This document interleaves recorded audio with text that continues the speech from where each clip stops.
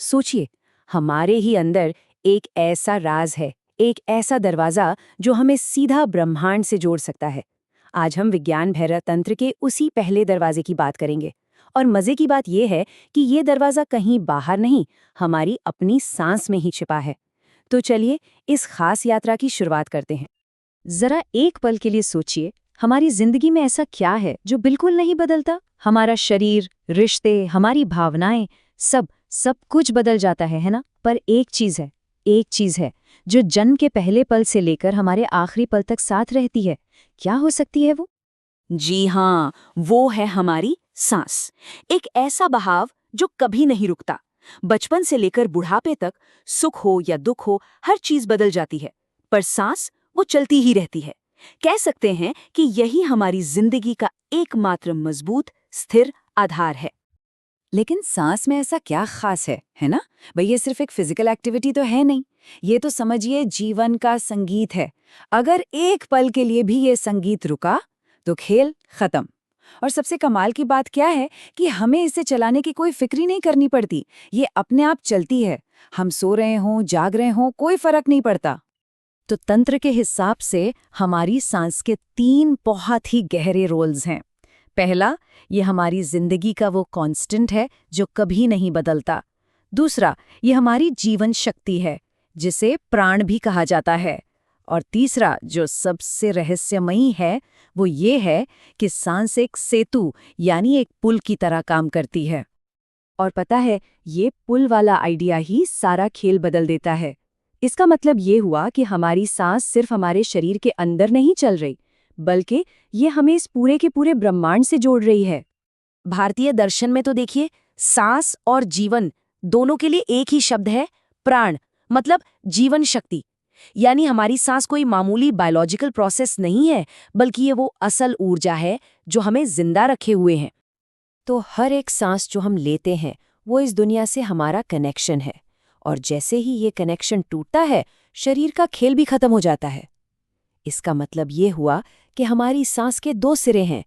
एक सिरा तो इस फिजिकल वर्ल्ड को छूता है और दूसरा सिरा उस अनुभव को छूता है जो इस दुनिया से बिल्कुल परे है, जिसे हम शब्दों में बता ही नहीं सकते। अच्छा, अब ये सब सुनकर ऐसा लग सकता है कि अरे, ये तो योग जैसी ही बात हो गई। पर यहीं पर कहानी में एक बहुत बड़ा ट्विस्ट है। तंत्र का जो नजरिया है वो योग से बिल्कुल अलग है। और इस फर्क को समझना ही इस पूरी विधि की चाबी है। देखिए, योग में क्या होता है, हम प्राणायाम करते हैं, सांस को कंट्रोल करते हैं ताकि हमारी सेहत अच्छी रहे, उम्र लंबी हो। लेकिन तंत्र का गोल कुछ और ही है। तंत्र कहता है, सांस को बदलो मत, उसे कंट्रोल मत करो, बस उसका इस्तेमाल करो, एक टूल की तरह, ताकि हम अपने अंदर और गहरी यात्रा पर जा सके।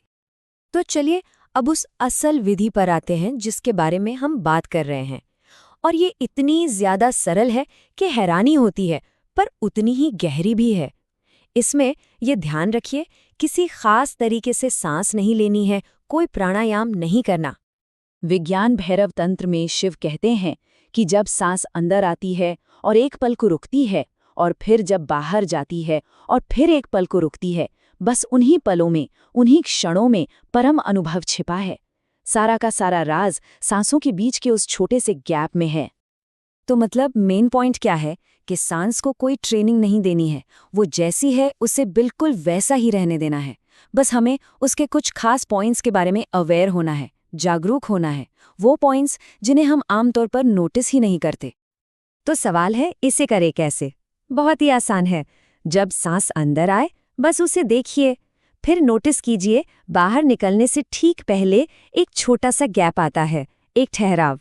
फिर सांस बाहर जाती है, उसे भी बस देखिए, और फिर अंदर आने से ठीक पहले एक और ठहराव आता है। बस इन्हीं 2 छोटे छोटे ठहरावों पर अपना पूरा ध्यान ले आना है। यही जो छोटे छोटे गैप्स है ना, यही वो सीक्रेट दरवाजे हैं। सोचिए, उस एक पल के लिए जब कोई सांस नहीं चल रही होती, न अंदर न बाहर, तब हम क्या होते हैं? न जिंदा न मृत, हम बस होते हैं, सिर्फ होते हैं। ये पल इतना छोटा, इतना सूक्ष्म है कि हम इसे हमेशा मिस कर जाते हैं, लेकिन सारा राज इसी एक पल में कैद है।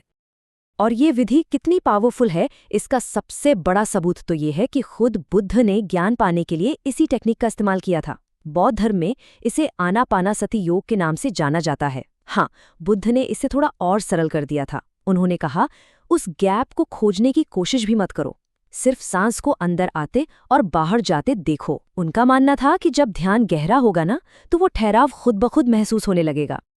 तो इस पूरी बातचीत का सार क्या निकलता है?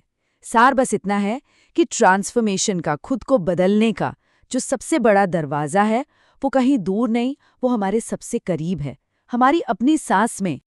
तंत्र इस चीज को एक बहुत ही खूबसूरत नजरिए से देखता है। वो कहता है, हर सांस जो बाहर जाती है वो एक छोटी सी मौत है, और हर सांस जो अंदर आती है वो एक नया जन्म है। यानी हम हर पल मर रहे हैं और हर पल जी रहे हैं, और जीवन और मृत्यु के इसी खेल को अगर होश से देख लिया जाए, बस वही रूपांतरण है। तो सबसे ज़रूरी बात यह है कि सत्य को जानने के लिए किसी बहुत मुश्किल, किसी कॉम्प्लेक्स तरीके की ज़रूरत नहीं है। ये तो सबसे आसान तरीकों में से एक है। इसमें कुछ नया नहीं जोड़ना है, कुछ बदलना नहीं है, सिर्फ जो पहले से ही हो रहा है बस उसके प्रति जागरूक हो जाना है। तो ये दरवाज़ा हम सबके अंदर है और हमेशा खुला हुआ है। सवाल बस इतना है कि क्या इस पर ध्यान दिया जाता है? इस साधारण से ऑब्जर्वेशन से ही चेतना के नए नए डायमेंशन खुल सकते हैं। ये सबसे नज़दीकी दरवाज़ा है जिसे कोई भी कभी भी खोज सकता है।